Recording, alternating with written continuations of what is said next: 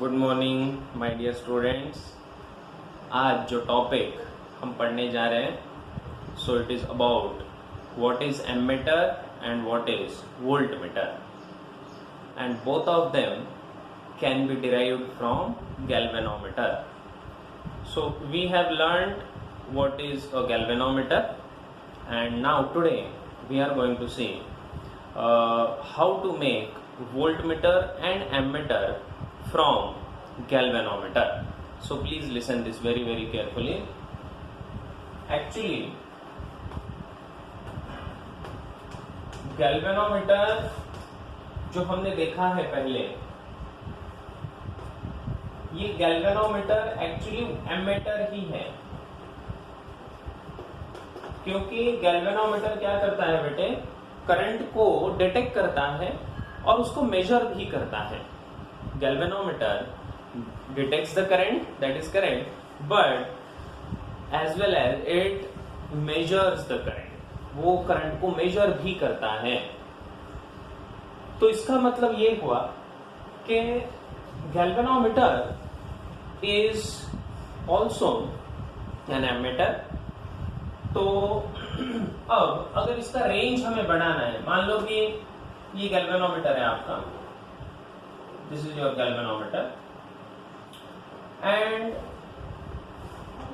इस गैल्वेनोमीटर को हमने लगा दिया किसी सर्किट में. मान लो कि ये ऐसा बैटरी है, इसके साथ साथ कोई रेजिस्टेंस भी है और इसको हमने गैल्वेनोमीटर लगा दिया. अब क्या होगा, इस सर्किट में जब करंट फ्लो होगा, ये है रेजिस्टेंस R मान लो और ये है आपका गैल्वेनोमीटर, तो इसमें से करंट जो फ्लो होगा तो सर्किट में जो भी करंट है वो हमें यहां पर दिखाई देगा कि कितना करंट फ्लो हो रहा है. लेकिन अगर यहां पर हमने बहुत ही ज्यादा बैटरी वोल्टेज लगा दिया तो क्या हो जाएगा कि गैल्वेनोमीटर उतने करंट को सहन नहीं कर पाएगा, आपका गैल्वेनोमीटर का सर्किट टूट जाएगा, बर्नआउट हो जाएगा. कब? जब बहुत ज्यादा करंट आ जाएगा, उसके लिमिट से, हद से अगर बाहर आया करंट तो इसका मतलब ये हुआ कि what we need to do is we need to increase the range of this galvanometer such that it will become an ammeter of proper range. इसका हमें रेंज बढ़ाना है गैल्वेनोमीटर का. तो इसके लिए हम क्या करें, तो इसको देखते हैं. आइए ध्यान दीजिए. अब जब इसका रेंज बढ़ाना है, ऐसा मान लेते हैं कि G is the resistance of A galvanometer. Resistance of galvanometer है G, and let's say that IG is the maximum galvanometer current. Maximum galvanometer current का मतलब होता है कि IG करंट तक ही ये करंट को मेजर कर पाएगा. इससे ज्यादा करंट अगर इसमें से पास करेंगे तो क्या हो जाएगा, वो बर्न आउट हो जाएगा. तो इसी को हम मैक्सिमम डिफ्लेक्शन करंट भी कहते हैं. क्या कहते हैं? Maximum deflection current, maximum deflection current. ठीक है. सो ये हुआ टर्म्स जो हमने यूज कर लिए. अब इसको कन्वर्ट करने के लिए कैसे करना है, तो सब लोग ध्यान दो. सबसे पहले हम क्या करते हैं कि जो भी गैल्वेनोमीटर आपको दिया है, इस गैल्वेनोमीटर से हम पैरेलल में एक रेजिस्टेंस लगा देंगे. इस पैरेलल में जो हमने रेजिस्टेंस लगाया, इस रेजिस्टेंस का नाम है शंट रेजिस्टेंस. ठीक है, इसको कहा जाता है शंट रेजिस्टेंस. जो पैरेलल में लगाते हैं उसको शंट कहा जाता है जनरली. ठीक है. तो इस तरह हमने गैल्वेनोमीटर को पैरेलल में एक ऐसा रेजिस्टेंस लगाया जिसका वैल्यू गैल्वेनोमीटर के रेजिस्टेंस से कम हो. S is smaller than G. S का रेजिस्टेंस G से, गैल्वेनोमीटर से बहुत कम होना चाहिए S is the resistance of shunt, G is the resistance of galvanometer. इसका रेजिस्टेंस कम होने से फायदा ये होगा कि जब करंट यहां से आया, मान लो कि करंट है I, तो गैल्वेनोमीटर से हमें कितना पास कराना है, IG। गैल्वेनोमीटर से मैक्सिमम कितना पास होना चाहिए, IG। उससे ज्यादा हुआ तो क्या हो जाएगा, टूट जाएगा, बर्न आउट हो जाएगा। तो बचा हुआ करंट इसमें से आएगा I माइनस IG। अब ये पॉसिबल कब है कि थोड़ा सा ही करंट गैल्वेनोमीटर से जाए और बाकी सारा करंट शंट में से पास हो जाए, बाईपास हो जाए, है ना। जब बहुत ज्यादा ट्रैफिक आ जाती है तो शहर से अगर लोग नहीं जा पा रहे तो क्या करते हैं, हम बाईपास से उसको घुमा देते हैं। तो यहाँ पर ये है करंट I और ये है आपका IG जो छोटा करंट है, और इसको बाईपास करते हुए जा रहा है I माइनस IG यहां से, करेक्ट। तो इसके लिए यहां पर कम से कम अगर रेजिस्टेंस रहा तो ये पॉसिबल है। जहां पर ज्यादा रेजिस्टेंस तो वहां पर कम करंट जाएगा, जहां पर कम रेजिस्टेंस वहां पर ज्यादा करंट जाएगा। क्यों भाई, रेजिस्टेंस क्या होता है, अपोजिशन होता है। ज्यादा अपोजिशन रहा, ज्यादा रेजिस्टेंस रहा तो करंट कम हो जाएगा, अगर कम रेजिस्टेंस रहा, अड़चने कम आएगी तो ज्यादा करंट जाएगा। तो कम रेजिस्टेंस यहां पर रहा तो ज्यादा से ज्यादा करंट बाईपास होके चला जाएगा, तो हम इसका रेंज बढ़ा सकते हैं। तो ये पूरा जितना भी सर्किट है इसको अगर हम एक बॉक्स में लपेट दें, ये पूरा एक बॉक्स के अंदर अगर हमने लपेट दिया इस तरह से, तो ये बन जाएगा आपका एमीटर, है ना। अब आप बोलोगे सर गैल्वेनोमीटर से तो IG ही करंट जा रहा है, तो हाँ गैल्वेनोमीटर से IG ही करंट जा रहा है, लेकिन जो कुछ भी करंट यहां पर बढ़ेगा उसके हिसाब से ये IG उतना चेंज हो जाएगा और उसके हिसाब से वो कैलकुलेट करेगा कि कितना करंट आया। अब उसको कैसे कैलकुलेट करना है ये भी बताता हूं, ध्यान दीजिए। अब हम इसको क्या करेंगे, ऐसा सोचो अब ये दोनों पैरेलल में हैं, तो क्या दोनों में वोल्टेज सेम होगा यार, हाँ। पोटेंशियल तो लिख देंगे कि potential in galvanometer equals to potential in shunt. दोनों का पोटेंशियल सेम होगा, क्यों, क्योंकि दोनों आपस में पैरेलल में है। पोटेंशियल होता है V, V इक्वल्स टू होता है IR, कौन सा law, ohm's law. V equals to IR, कौन सा लॉ, ओम्स लॉ है भाई, V इक्वल्स टू IR। तो मैं लिख दूंगा यहां पर कि V इक्वल्स टू IR से IG इंटू G। I कितना, IG, R मतलब रेजिस्टेंस, रेजिस्टेंस कितना, G। तो मैंने लिख दिया IG इंटू G, ये हुआ IR मतलब पोटेंशियल इन गैल्वेनोमीटर। समझ में आ रहा है, V इक्वल्स टू IR से equals to potential in shunt resistance. तो इसमें से करंट कितना, I माइनस IG, तो इसको लिख दो I minus IG into what is the resistance of this shunt. The resistance of shunt is S, resistance of the shunt is S, ठीक है। अब देखिए, अब अगर मैं इसको ऐसा लिखूं S इक्वल्स टू, तो ये हो जाएगा, ये I माइनस IG इधर आ जाएगा, तो ये बन जाएगा IG upon I minus IG into G, and that is your formula to find the shunt resistance. इसका मतलब आपको आपके एमीटर में से मैक्सिमम I करंट को भेजना है, और IG मतलब उसका मैक्सिमम डिफ्लेक्शन करंट है। मैक्सिमम डिफ्लेक्शन मतलब क्या, कि उतना ज्यादा से ज्यादा डिफ्लेक्शन वो गैल्वेनोमीटर दिखा सकता है। So maximum deflection current, maximum galvanometer current भी इसी को कहा जाता है। इसी को फुल स्केल डिफ्लेक्शन करंट भी कहा जाता है, फुल डिफ्लेक्शन करंट, एक ही तो बात है। तो मैं यहां पर लिखूंगा कि अगर आपको S ढूंढना है तो आपको किसकी जरूरत है, सबसे पहले I की जरूरत है आपको। I मतलब कौन है, I is the maximum current through the ammeter which is also called range, इसको कहा जाता है range. So I is the range of ammeter I is the range of the ammeter. IG हमने पहले लिख दिया. G क्या है बोलो? What is G? It is the resistance of galvanometer. And tell me what is S? S क्या है जरा बताइए? S is the shunt resistance. S is the shunt resistance. ठीक है? So this is how, with this formula you can find out the required resistance to be connected in parallel to the given galvanometer so that its range can be increased. और मैंने पहले ही बता दिया कि आप बोलोगे कि सर नहीं, हम गैल्वेनोमीटर से तो IG ही करंट पास कर रहे हैं, I करंट कहाँ पास करा रहे हैं. लेकिन बेटे ये जो IG करंट है वो किसके हिसाब से बदलेगा? जितना इनपुट करंट आ रहा है उसके हिसाब से IG बदलेगा ना, है ना. तो पहले अगर छोटा करंट आया तो बहुत सारा पास हो जाएगा, थोड़ा सा इसमें से जाएगा. जब यहाँ पर करंट बढ़ा दिया तो यहाँ पर भी करंट बढ़ेगा, और बढ़ा दिया और बढ़ेगा, लास्ट तक कहां तक पहुंच सकता है? I, और यहाँ पर IG, that is the last. तो इसलिए उसको रेंज कहा गया है.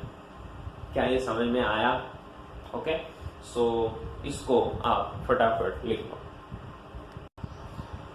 सो अब ध्यान दीजिए, हमने क्या पढ़ा? हमने पढ़ा कि किस तरह से गैल्वेनोमीटर को हमने एमीटर में कन्वर्ट कर दिया डिजायर्ड रेंज के लिए. डिजायर्ड रेंज मतलब डिजायर्ड कितना एम्पियर करंट उसमें से पास हो, तो इसके लिए हमने उसको कन्वर्ट कर दिया. ये आपके समझ में आया. अब मैं यहां पर अब क्या करने जा रहा हूं कि इस एमीटर को मुझे कनेक्ट करना है मेरे सर्किट में. तो कैसे कनेक्ट करूंगा? तो ये देखिए, ध्यान दीजिए.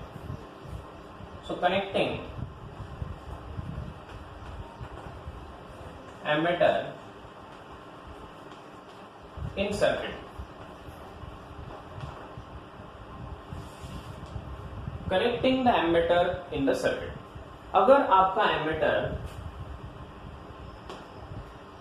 ये है और आपके पास एक सर्किट है, ये रेजिस्टेंस है, ये रेजिस्टेंस है बेटे R, और यहां पर है आपका ये बैटरी, और इसका वोल्टेज है V. तो अब मेरा ये क्वेश्चन है कि एमीटर को मैं कैसे कनेक्ट करूं, कहां कनेक्ट करूं, ताकि मुझे इस रेजिस्टेंस में कितना करंट है ये पता चले.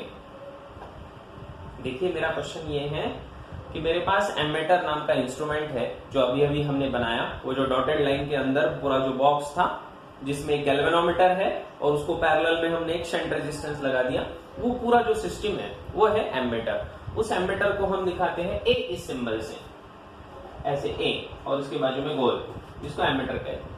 इस एमीटर को उठा के मुझे क्या करना है? इस सर्किट में लगाना है. तो कहां लगा दूं मैं, कैसे लगा दूं, आप बताइए मुझे. रेजिस्टेंस के साथ सीरीज में लगा दूं या रेजिस्टेंस के साथ पैरेलल में लगा दूं, आप बताइए मुझे. ठीक है, रेजिस्टेंस के साथ सीरीज में लगा दूं या रेजिस्टेंस के साथ पैरेलल में लगा दूं. तो ये क्वेश्चन है मेरा, ताकि मुझे ये पता चले कि रेजिस्टेंस में कितना करंट है, इसमें करंट कितना है, ये मुझे पता चले.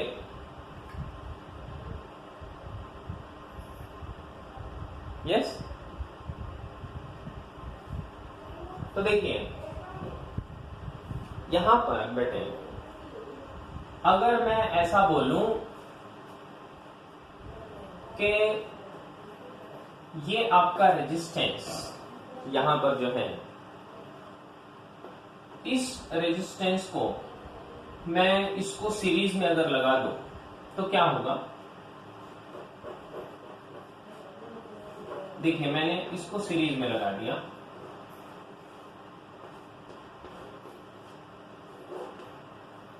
वोल्टेज है V, रेजिस्टेंस है R. अब जो करंट इसमें से जाएगा वही इस रेजिस्टेंस में से जाएगा, वही एमीटर में से जाएगा. मतलब जितना करंट रेजिस्टेंस में से गया उतना ही तो करंट एमीटर में से जाएगा. तो इसका मतलब रेजिस्टेंस में जो करंट है वो एमीटर मेजर कर लेगा. क्यों भाई? जितना करंट रेजिस्टेंस में से गया उतना ही तो करंट एमीटर मेजर कर लेगा, क्योंकि सीरीज में करंट सेम होता है, तो हमें इसको सीरीज में ज्वाइन करना चाहिए, ना कि पैरेलल में। अगर पैरेलल में कनेक्ट कर दिया होता तो क्या होता, ये आप मुझे बताइए। अगर मैंने इसको पैरेलल में लगाया होता तो क्या हो जाता, करंट डिवाइड हो जाता। आपका जो करंट है बेटे, तो कुछ करंट रेजिस्टेंस में से जाता, कुछ करंट एमीटर में से जाता, और जो करंट रेजिस्टेंस में है वो एमीटर में नहीं, जो एमीटर में है वो रेजिस्टेंस में नहीं। क्यों है?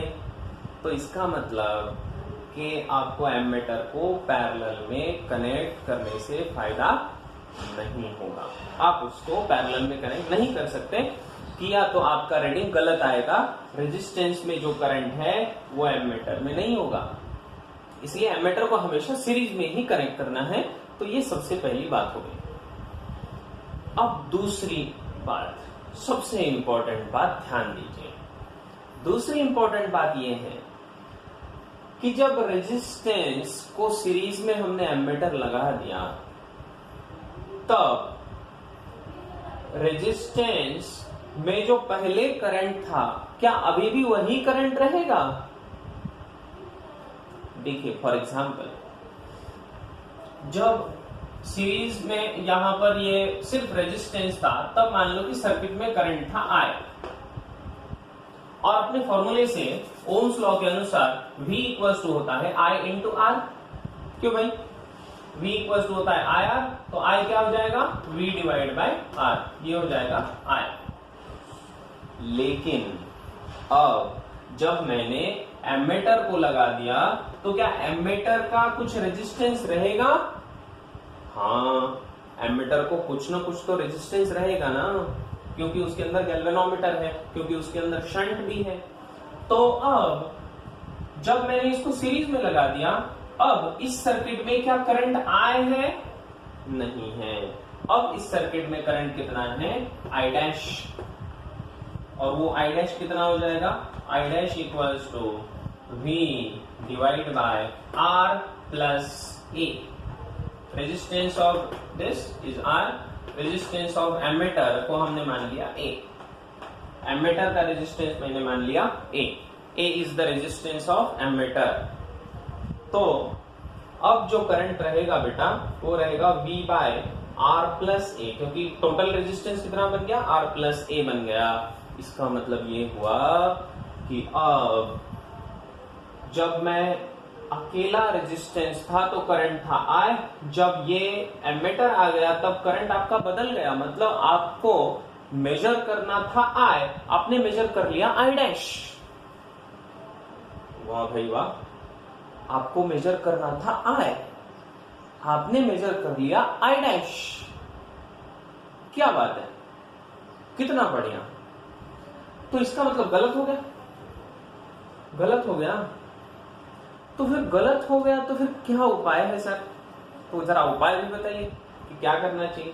तो फिर उपाय ये है कि एमीटर का रेजिस्टेंस इतना ज्यादा कम कर दो, इतना ज्यादा कम कर दो कि R plus A approximately R ही बन जाए। फिर से बता रहा हूं क्या उपाय है। एमीटर का रेजिस्टेंस इतना कम कर दो, इतना कम कर दो कि R plus A approximately R ही बन जाए। R के कंपैरिजन में A शुड बी नेग्लिजिबल। तो इसीलिए हम सबसे इंपॉर्टेंट पॉइंट लिखेंगे कि resistance of ammeter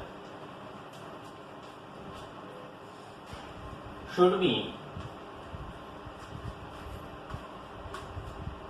very small, should be very small to get accurate reading। इसका जो रेजिस्टेंस है बेटा वो इतना ज्यादा कम कर देना चाहिए ताकि एक्यूरेट रीडिंग हमें मिल जाए। और आइडियल एमीटर अगर है हैज जीरो रेजिस्टेंस, इसका रेजिस्टेंस जीरो अगर कर दें हम, तो सबसे बढ़िया हो जाएगा और हमें जो वैल्यू मिलेगा वो सबसे ज्यादा एक्यूरेट होगा।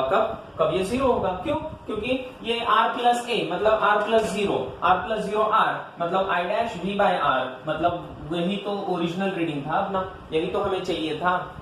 क्यों भाई? तो आइडियल जो होगा उसका रेजिस्टेंस 0 होगा। लेकिन प्रैक्टिकली ये पॉसिबल है क्या? नहीं, प्रैक्टिकली पॉसिबल नहीं है।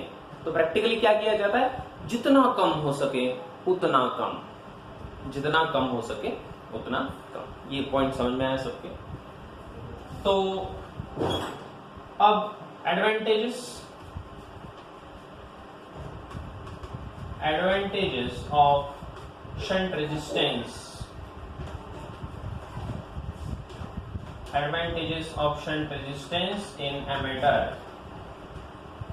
ध्यान दीजिए सब लोग, ये जो आपका शंट रेजिस्टेंस है ये हमने जो कनेक्ट कर दिया तो इसके क्या क्या फायदे हुए इसके बारे में सोचते हैं। तो देखिए ध्यान दीजिए, सबसे पहला फायदा ये हुआ कि आपका जो करंट आ रहा था और गैल्वेनोमीटर से IG करंट जा रहा था, याद है ना? तो उसमें से बहुत सारा करंट शंट रेजिस्टेंस खा गया क्योंकि उसका रेजिस्टेंस कम है। अगर उसका रेजिस्टेंस कम है उसकी वजह से वो ज्यादा से ज्यादा करंट बहा के लेके जाएगा तो आपके गैल्वेनोमीटर को प्रोटेक्ट करेगा बर्न आउट होने से। यह पहला फायदा हुआ कि it prevents, it bypasses the current and hence protects the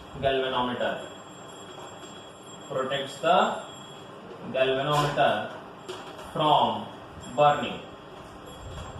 ठीक है, आपके गैल्वेनोमीटर को बर्निंग से बचाएगा। It protects the galvanometer from burning. That is the first advantage of connecting shunt resistance. Let's go to second man. Second man में shunt resistance जब हमने connect कर दिया तो उसका रेंज बढ़ गया ना। क्यों भाई? उसका रेंज बढ़ गया तो सेकेंड पॉइंट लिखेंगे, it increases the range,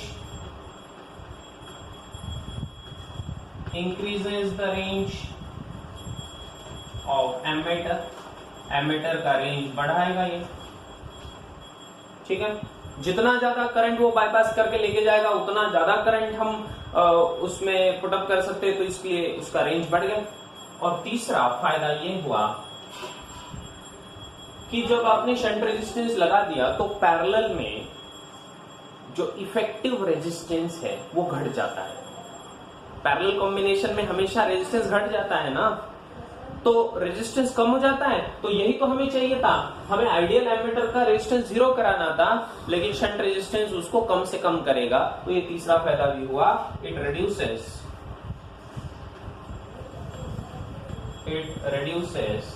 the net resistance of ammeter. Ammeter का नेट रेजिस्टेंस वो कम कर देता है। That is the advantage of using shunt resistance in ammeter. तो ये तीनों एडवांटेजेस क्या आपको समझ में आए? ओके, और अगर ये समझ में आए होंगे तो इसको फटाफट लिख लो। और इसी के साथ हम इसके ऊपर कुछ क्वेश्चंस भी करने वाले हैं, तो उसके लिए आप रेडी हो जाइए। आइए अब इसके ऊपर कुछ क्वेश्चंस करते हैं, कुछ प्रॉब्लम्स हम करते हैं। ध्यान दीजिए, अगर आपसे पूछा जाए कि आपको दिया है गैल्वेनोमीटर, एक गैल्वेनोमीटर दिया है जिसका रेजिस्टेंस है G, और इसका जो फुल डिफ्लेक्शन करंट है, मैक्सिमम डिफ्लेक्शन करंट आपको दिया है IG, ये दिया है आपको। ठीक है, आपसे पूछा गया है कि इसका रेंज आपको n गुना बढ़ाना है, n times. Find the value of shunt resistance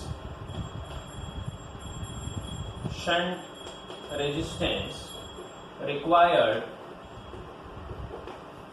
to increase range, इसका रेंज आपको इंक्रीज करना है बाय n टाइम्स। इसका रेंज n टाइम्स बढ़ाने के लिए बेटे आपको कितना शंट रेजिस्टेंस इसको कनेक्ट करना होगा, ये हमारा क्वेश्चन है। तो चलिए देखते हैं। अब सबसे पहले हमें तो पता है G resistance of galvanometer, IG मतलब मैक्सिमम डिफ्लेक्शन करंट। अब जो रेंज होता है I, बेसिकली मैंने आपको बताया था I मतलब रेंज है। This I is n times IG, क्योंकि हमें कितना करंट अभी मेजर करना है IG के n टाइम्स, तो इसलिए मैंने लिखा I equals to n IG। और हमें ढूंढना क्या है, we have to find the shunt resistance, मतलब S ढूंढना है। S ढूंढने के लिए फॉर्मूला मैंने अभी अभी पढ़ाया आपको, उसको याद रखना फॉर्मूले को। क्या फॉर्मूला है, IG upon I minus IG into G। क्यों G? हाँ जी, IG upon I minus IG into capital G। So this is your shunt resistance. And now if I want to put this value I, so ये हो जाएगा S equals to IG upon I की जगह पर लिखूंगा मैं NIG minus IG into G।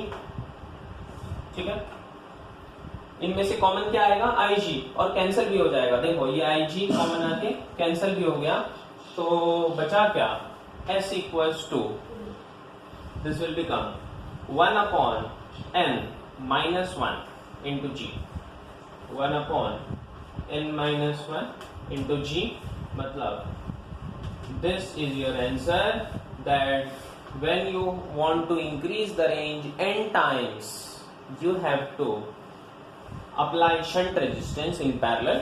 वो shunt resistance कितना होना चाहिए, that should be G upon n minus 1। n गुना आपका रेंज अगर बढ़ाना है आपके गैल्वेनोमीटर का एमीटर बनाने के लिए, so this should be the shunt resistance which should be connected। इसी के जैसे भी क्वेश्चन आते हैं, आपसे पूछे जाएंगे कि मान लो 5 एम्पियर का करंट मेजर करने के लिए दिए हुए गैल्वेनोमीटर से कितना शंट रेजिस्टेंस कनेक्ट किया जाए, तो आपको कैपिटल G मतलब रेजिस्टेंस ऑफ गैल्वेनोमीटर देंगे, मान लो 100 ओम, और IG मैक्सिमम डिफ्लेक्शन करंट बोलेंगे कि मान लो 0.5 एम्पियर। तो इसका मतलब आपको G दिया है, IG दिया है, एंड आपको I मतलब रेंज दिया है, तो आप आराम से S को ढूंढ सकते हो। तो आज यहीं पर रुक जाते हैं। This was what is called ammeter. Thank you.